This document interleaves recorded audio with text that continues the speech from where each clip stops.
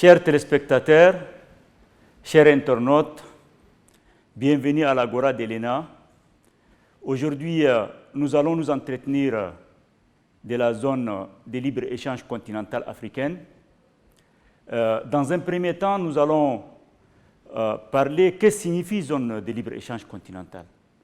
Mais avant cela, je voulais vous dire que c'est la zone de libre-échange continentale africaine, en abrégé la ZLECAf, est un projet de l'Union africaine. D'abord, c'est un des projets phares de l'Union africaine de l'agenda 2063. Pourquoi la zone de libre-échange continentale africaine?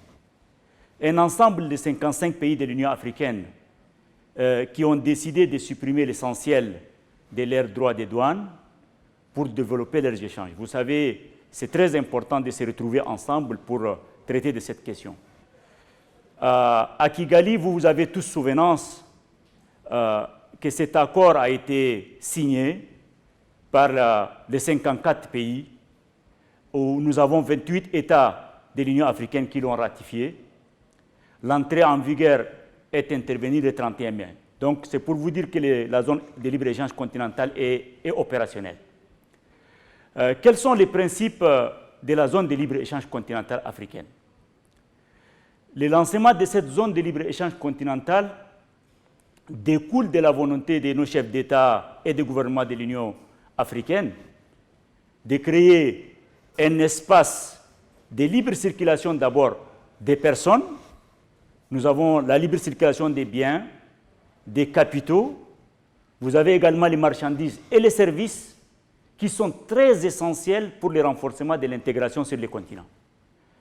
Donc par rapport à cela, il y a des objectifs bien précis de la zone de libre-échange. Qu'est-ce que nous voulons à travers cette zone de libre-échange continentale?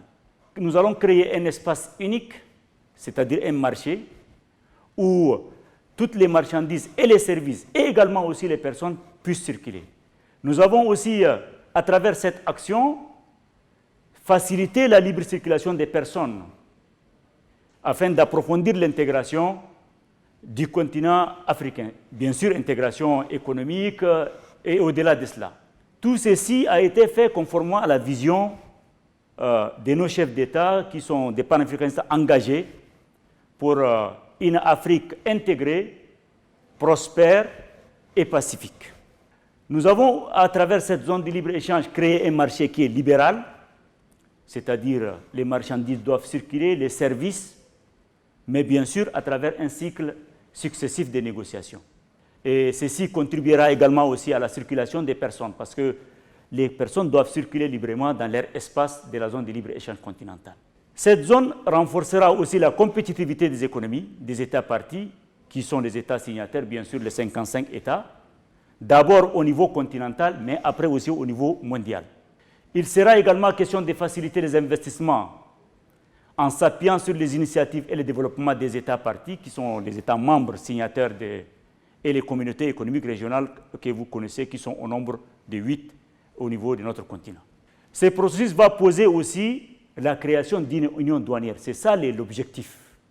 Donc l'Afrique va être une seule union douanière qui permettra également à tous les pays des membres de l'Union africaine de bénéficier de cela.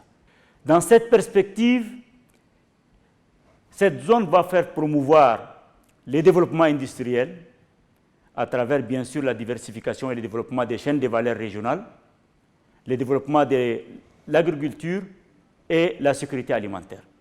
Ce qui permettra de résoudre les défis de l'appartenance à une multitude d'organisations qui se chevauchent. Effectivement, comme vous avez les communautés économiques régionales, nous sommes 8. Et ceci permettra également d'accélérer les processus de l'intégration régionale et continentale. Régionale d'abord, au niveau des communautés, et après, ça va être maintenant au niveau des 55 pays de l'Union africaine, et c'est ce qui permettra également de s'ouvrir vers le reste du monde. Donc, comme vous le savez, à travers ces objectifs de cette zone de libre-échange continentale, c'est, comme je le disais à l'entame de mes propos, c'est un des projets phares de l'Union africaine, donc ce qui permettra de stimuler la croissance de l'Afrique tout entière, de réduire également la pauvreté, mais également aussi permettre à ces pays d'avoir une économie florissante envers le reste du monde. Donc je voudrais inviter tous les compatriotes et surtout tous les Africains membres de l'Union africaine de s'engager vers l'évolution à cette zone de libre-échange parce que elle est un outil précieux qui permet de concrétiser les potentiels de nos économies, parce que les économies africaines, comme vous le savez, c'est des économies aujourd'hui dotées de 1,2 milliard de consommateurs. 1,2 milliard de consommateurs, c'est un grand marché. Donc en 2025, nous serions par exemple 2,5 milliards. Donc ce qui permettra de concrétiser un grand potentiel de cette zone de libre-échange, mais également aussi au regard de ce que vous voyez par rapport aux conséquences de ces pandémies, mais également aussi au sous-développement que nous avons et surtout la pauvreté que nous avons, donc d'essayer de réduire la pauvreté et faire face à tous ces défis de l'heure. Je voudrais aussi, avant de terminer, vous remercier pour votre aimable attention. Et ça sera aussi une autre occasion donc, où on interviendra dans le cadre de ces processus de l'Agora de l'ENA. Je vous remercie.